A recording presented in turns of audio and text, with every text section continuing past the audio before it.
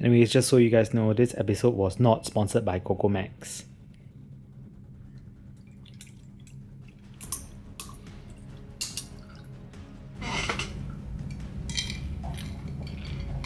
This is going to be a long one. Damn, I spilled shit. I haven't done a tier list video in a while, and well, today is the day that we are finally gonna do one again.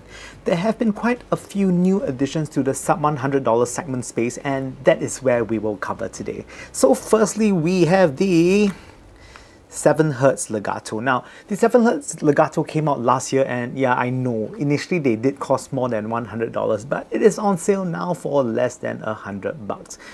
The Legato is a dual dynamic driver IEM that has a rather peculiar tone and will resonate with folks who are extremely sick of the Harman curve, or if you are a little bit older. They remind me of boom boxes, which are a whole lot of fun for people old enough to know and will provide good enough technicalities. I think at the discounted rate, the Legato is a fun IEM that has good bass extension and will satisfy the bass heads out there. Vocals are prominent enough to be distinct and to keep the balance to the overall tonal color. In today's market, I won't consider the Legato to be blind buy worthy, but it is certainly very good. So where would I put it? It's not blind buy worthy for sure, so it's definitely going to grade. Okay, so I realized I spelled decent wrongly in a sec. There we go. Okay, so next up will be the Tangzu Changle, which is over here. The Changle is the chifi from Tangzu, targeting the bottom of the barrel hunters. It is a simple bullet-shaped IEM, but Tangzu took the effort to decorate it with some Chinese motif on the chassis. It does look quite nice with the pisco and silver colorway, and inside it is a 6mm dynamic driver. You can't remove the cables here, but it's $20, so it's forgivable. The thing is, when it comes to sound, it is a rather plain V-shaped sounding earphone with not enough technicalities even for $20. Because you have IEMs out there like the 7Hz 0 or 02, they just sound more refined in the same price category. I don't think that the Changle is particularly great if I am being honest. Definitely skip. It's one of those things. Next up, this is a rather new IEM from Dunu. The Dunu Titan S2 is made specifically for the measure baiters out there, as the graph on these are a measure baiter's wet dream. It looks certainly clean, but does this translate to how it actually sounds? The great thing about the Titan S2 is the build quality, as it is one that Dunu has evolved from the original Titan, keeping a similar silhouette and modernizing it with accents of red. The rest of the chassis is polished, but certainly not the most even. After all, it's only $100. You can't really expect Seiko Zeratsu level of finishing on these.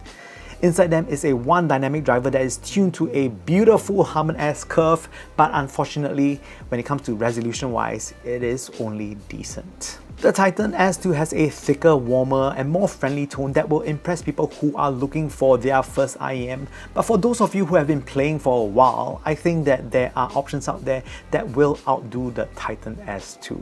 So where would I place it? I don't think it is great actually. I think it is just seriously decent. Next up, we have the 7Hz Sonus. So initially launching at a similar price to the Dunu Titan S2, the 7Hz Sonus is one balanced sounding IEM that is criminally underrated. These days they can be had for less than what they usually go for by quite substantially, especially when a sale is going on. Inside it, featuring one dynamic driver plus one balanced armature, the Sonus delivers a balanced tone that will be very suitable for most music genres, less perhaps bass heavy tracks. Tonal weight sits balanced as well, not particularly bright nor warm. Resolution here is good, and they are a very strong price to performance unit when they are on sale. Considering that they are always on sale now and quite substantially, so I would easily rate them as blind buy worthy. It is on sale and I think it's about $50 to $60. It's an easy blind buy. Next up, we have the Truthear Gate. Now the Truthear Gate is the successor to the Hola, which was one of the earphones that put Truthears on the map. The Gate has large shoes to fill. It does something right and others quite wrong. Firstly, I like how Truthears made the Gate sound more exciting with a little bit more elevation in the upper mids compared to the Holas. this made them less flat sounding and a little more vocal prominent. However, I did not find them to be an improvement in terms of resolution and remain largely similar. Also, build quality seems to have taken a step back as the Holas did feel more solid in the hands, while the Gate feels extremely Fisher-Price or Barbie-like. When it comes to ratings, I will honestly just skip them because there are better options out there in this list as well. I think you should strongly consider, but if you're fans of the Gate or Truthears, you can check this out, but I really don't think that they are all that competitive. Next up, we have the Simgot EA500. Now, this was the first wonder from Simgot that provided blazing technicalities for a pittance. It wasn't an easy recommendation for all though, as it does have quite an elevated upper mid-range that for some can be a little too bright. Nonetheless, you cannot take away from the brilliant levels of resolution that it has. If its brother did not exist, the EA500LM, these would be rated a little bit higher in the blind buy worthy category. But unfortunately, the EA500LM exists, so these can only go into the great category. It's still really technical and really high resolution sounding, but unfortunately, the EA500LM has a better tonality. So next up, we have the Simgot EA500LM. So this is the update to the EA500. The EA500LM has a change driver featuring a lithium magnesium dynamic driver that allows for a tamer upper mids, but on the grand scale of things, still very well balanced compared to the EA500. It again has amazing technicalities at an affordable price point that is the benchmark for other manufacturers to match. It is an extremely well-rounded IEM that will suit almost all genres and was one of my favorites in 2023. Right now in 2024, how do they rank? Well, honestly, just still blind buy worthy. It's really one of the best out there at the moment. Okay, next up we have the Tangzu XuanNv. Now the XuanNv is an interesting IEM as although it is priced as a cheapie, it's considerably hard to get the best out of them. They are pretty difficult to drive properly due to one of the two dynamic drivers used here being a ceramic driver, which are notoriously hard to drive. The XuanNv is one of the better tuned IEMs from Tangzu as it leans a little warmer than neutral, allowing for a fuller sounding tone. However, for them to sound their best, your best bet would be to use a DAP that can sustain the requirements for more power. Overall, I would say that they are pretty decent sounding. They are not bad. You know, it's one of those that if you can power them, they would definitely stand higher. But for most newbies out there, I don't think that their small little dongle can consistently power them well enough. Yeah, sure, they might say give you like 500 milliwatts per channel or whatever kind of thing, but it needs to be sustained for it to be dynamic. Next up, we have the Tanchjim 4U. Now, the Tanchjim 4U is one of those IEMs with numerous tunings in them, but it's not one of those that just use meaningless switches, just like the here truly works. It features one dynamic driver as well as 4 tuning choices. The 4U is certainly very versatile. I like 3 out of the 4 tuning, which features an increasing amount of bass, which adds body to the sound of the IEM. The only slight letdown was the reference tuning, was that the driver wasn't resolving enough to sustain such a tuning, as the main point of such a tuning would be the resolution. It is decent but not high resolution enough to be interesting. But despite that, you still have 3 delectable tunings that many would be happy with. Honestly, these are great. They are certainly very enjoyable to listen, and you can just switch things up very easily with the turn of a switch. Next, we have the Kinera Celeste Pandamon 2.0. Boy, that is a mouthful. I will always remember the original Pandamon to have that monstrous looking panda on the faceplate. The second iteration does not include that anymore, fortunately. What is included is a square planar driver, which is more likened to a square dynamic driver. Pandamon is quite middling, especially in its asking price. They are okay in terms of dynamics, but I never found them to be very engaging to listen to. Resolution here is again average, not outstanding in its price class. They do look rather pretty though, so if you're one of those who really likes surface level prettiness, you can consider this, but otherwise it's a skip.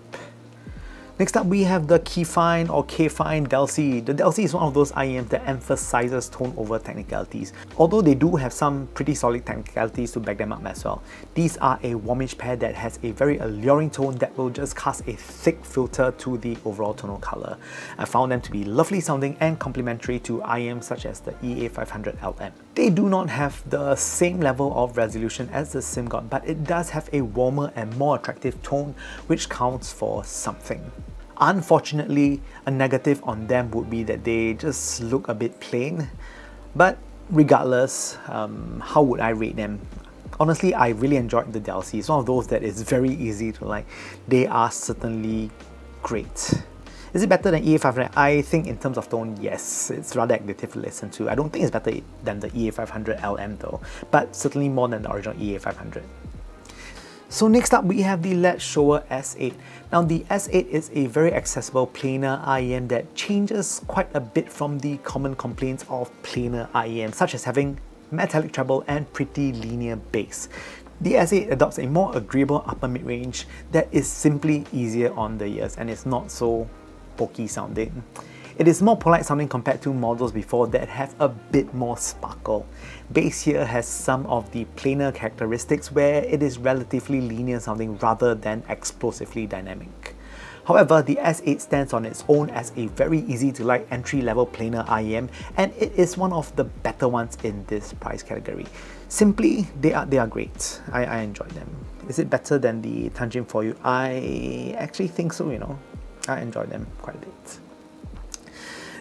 So next up, we have the 7Hz Zero. For many folks, the 7Hz Sounds Note Zero is their entry point to a good quality, entry-level, leaner sounding IEM. And even in 2024, I still found them pretty amazing as it serves to be an eye-opener for folks new to the hobby. Most people new have the impression that a good pair of earphones must have pounding bass, but the Zero here proves that you do not need that for a pair of earphones to be enjoyable. They are surprisingly technical sounding for the price as well. Also, the plastic body actually feels really good with no creaking at all as well. So in terms of rating, if you don't have them or are looking for an interesting, unfamiliar, leaner signature, the Zero is a very good low-cost IEM to try with a different sort of signature. Even with that said, I think that they are simply just blind buy worthy. It is very easy to like and certainly one that will open you to more different signatures. Of course, talking about the Zero next, you have to talk about the Zero 2. So the Zero 2 is the counterpoint to the original Zero by featuring a fuller sounding tuning with a fuller bass section that is decidedly more fun than the original Zero. That can be viewed as being rather serious. This is the funner sibling. It allows you to feel more of the pulse and the beat of the music with certainty, and certainly more easy to enjoy than the original. They do sacrifice a tad bit of resolution for this fun though, but it serves to be another meaningful alternative to the entry-level segment. Although more fun sounding, it is less unique than the original Zero, but still a very solid performer. They won't be in the same category as the original Zero. I will put them as great, definitely behind the EA500.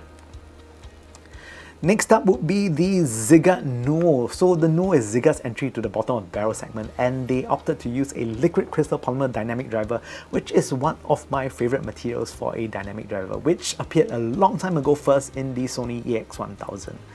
It provides a very cohesive balanced sound that serves to be an alternative to the 7Hz Zero and Zero 2, and I think they kind of sit in between the original Zero and Zero 2, so it's definitely one that is good sounding. I think they can be here. And lastly, we have the Simgot EW200. Now the EW200 features a solidly built chassis with glossy shells, but it isn't the most even of polishes, but still rather pretty. Inside it is a single dynamic driver, and that allows it to be very coherent sounding. The EW200 features an energetic upper mid-range that for me really emphasizes female vocals, and I really enjoy this. There was a reason why these are really popular as well, as they deliver fantastic value. So the EW200 is one of those that is very easy to like. For me, I think these are easily blind buy worthy. It's not better than its more expensive sibling, but in its price class, I think it's certainly very easy to like. And yeah, with that said, this is my tier list for a sub $100 price class. If you are looking for something in this price category, these are my certain recommendations. Now, if your earphones don't appear on the list, don't worry, alright, because everybody's listening is different. So these are my top picks. With that said, I hope you guys enjoyed this week's episode of the Super Chong Super Audio Show. Do you guys like this tier list style content? Please let me know in the comments below. If you do like, I'll do more of them. But the thing about tier list videos is that they take some time to do, because for me, I will put the names of every IEM and picture together so that you guys can blow them up and see them clearly. With that said, I hope you guys enjoyed this week's episode of the Super Chong Super Audio Show. If you like content so far, please kindly press the like and subscribe right here down below. It will help me out immensely. And with that said, I hope to see you guys soon.